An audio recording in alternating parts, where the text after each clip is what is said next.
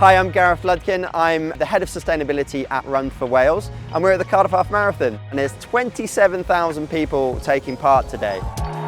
We're in a climate and ecological emergency, and events have a significant footprint, even on a one-day event like this.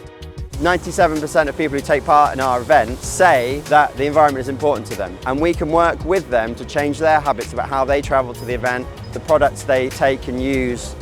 Over a number of years, we've done all sorts of different initiatives, from removing plastic goodie bags, changed our power generation to biofuels.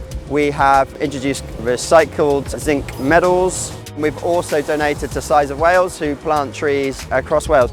There's a huge amount of leftover clothes left at our event, so we work with Play It Again Sport, who will take those clothes, they'll resell them, and then they'll reinvest that money into grassroots sports.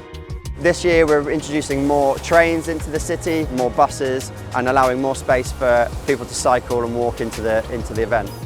Each t-shirt is 4.5 kilograms of CO2 that we produce, and that you can imagine the quantity of t-shirts. We're encouraging runners as much as possible to not take that t-shirt if they don't really need it or want it.